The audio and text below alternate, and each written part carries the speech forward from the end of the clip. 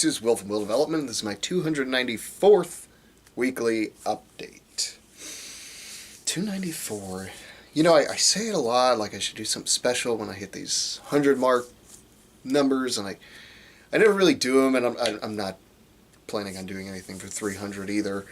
I'm probably going to start pulling footage now for my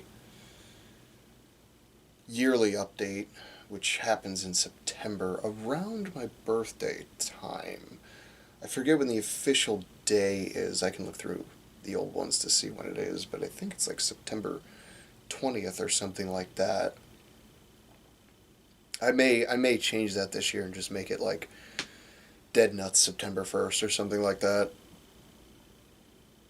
But I haven't made up my mind about anything. I talked about it last week that I have a couple things in the works right now with some, call them major projects I'm working on, and I'm picking up a few things that I need from the hardware store tomorrow. With regards to both of those, actually, I need some concrete working tools specifically to actually finish up those few videos. And I'll have to shoot some more footage. One of them I've talked about, which is the stone making master class, as I'll probably call it, just because it sounds clickbaity and good. But the bottom line is, it's excuse me. The thing I definitely am, and I'm going to preface it in the video. It's video and videos themselves. Essentially what I'm planning on is 3 to 4 separate videos. One video is probably dedicated to just all personal protective equipment, things like aprons, shoes, masks, face and eye protection, ear protection, that sort of thing. And then each video will have its own breakdown too of the tools required for each step. But one of the things I do want to mention before I even release that video, and I'll talk about it in those videos and supercut of it too, is that this isn't the only way to do this. This is the way I like to do it, and this is how I feel is the best way to accomplish the goal of making a quality stone. And so what I'm expecting is, when I release this video, and I'm actually planning on sharing this and my other video to some other platforms, some other strongman groups. I'm anticipating, and I say this with no, what's the word I'm looking for? With no joy at all, but I'm anticipating some backlash from it, of people disagreeing and things like that, and that's fine. I'm okay with that. I don't mind that at all. I anticipate on this channel there'll be, some contractors that disagree with some of the methods that I use, and that's totally okay.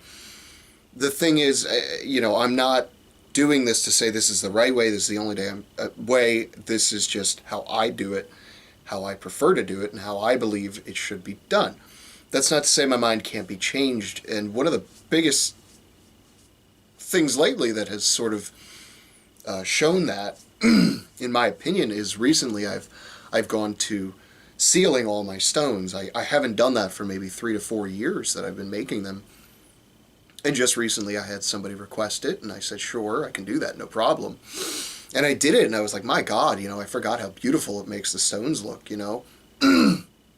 Furthermore, it gives them another layer of protection, makes them easier to clean, reduces the amount of dusting, things like that. The only question I don't know is, will it chip off as you drop it, onto a slightly harder surface, or does it have flexibility? I don't know the answer to those questions, so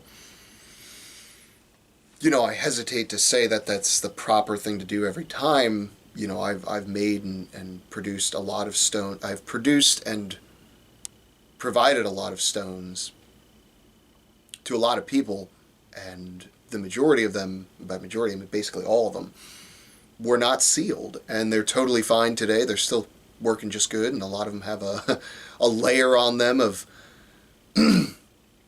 oil and from the forearms and hands of the people using them, and bodies really, and, tacky, layers of tacky on them and all that stuff, and they still work just fine, and they're still going strong as far as I know. So it's one of those things, but, I saw how good it looked, and I thought, man, I'm going to do this from now on because it just looks nice.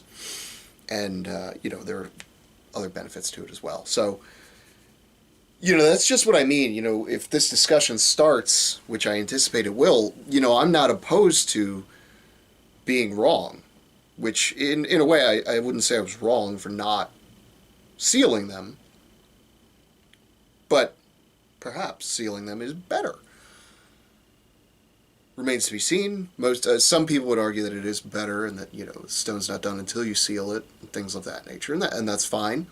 I don't know if I would go that far, but the thing is, the discussions that'll be started, they're going to be, I hope, ways for people to discuss ideas. Is what I'm trying to elicit.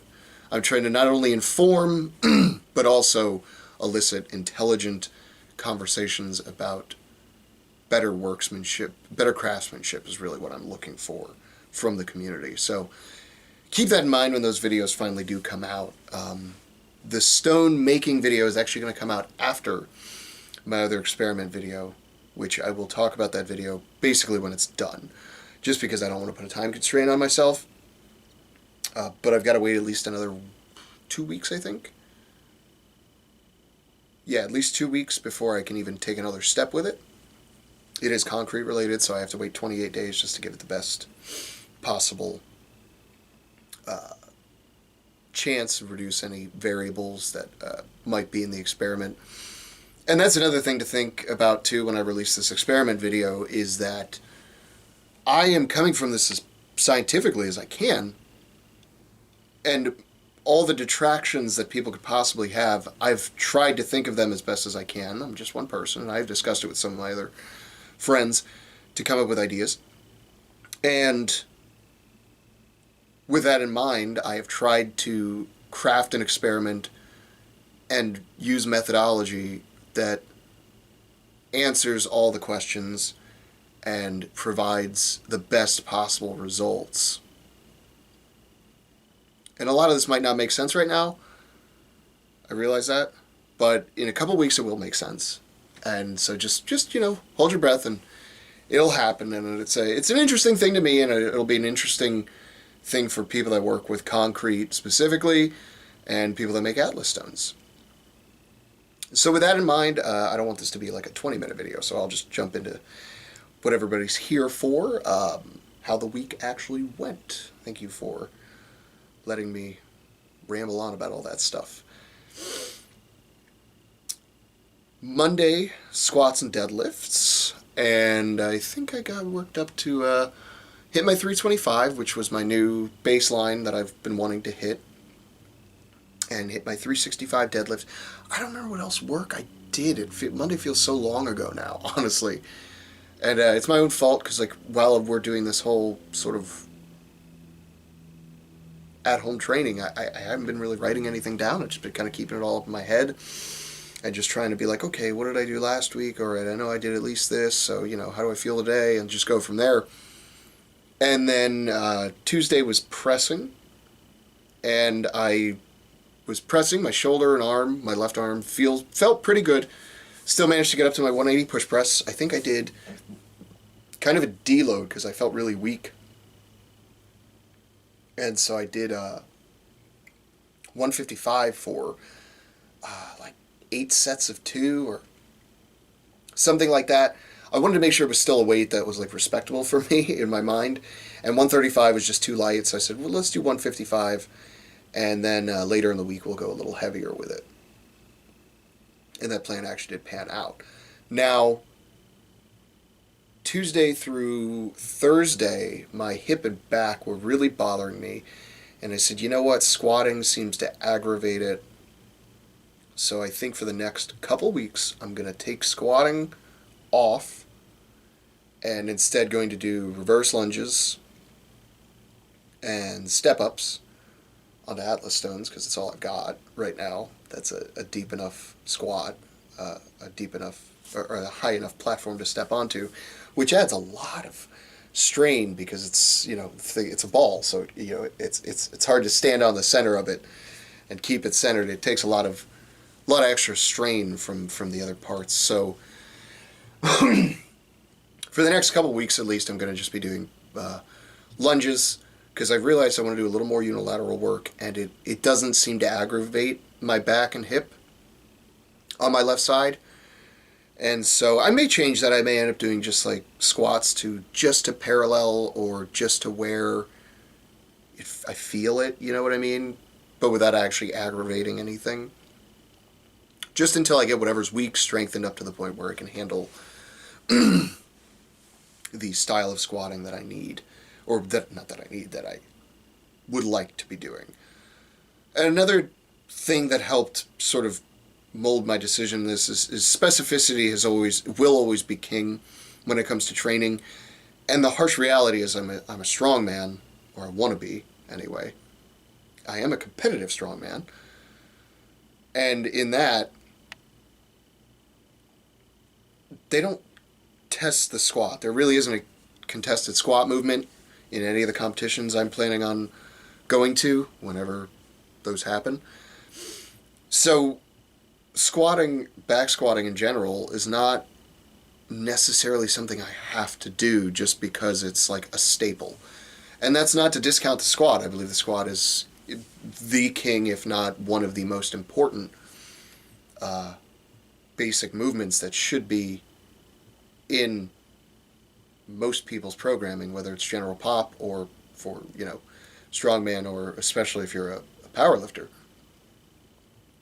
So I'm not discounting it, but for my purposes right now, there's really no point in me tearing myself apart. Even though the numbers are going up and I'm still getting stronger, there's no point in me tearing myself apart to just because I have to do squats because squats, And there's maybe better ways I can do it, front squats, archer squats, and, obviously reverse lunges and step-ups with weight, obviously. So I'll report back in next week when the numbers are better, and we'll go from there.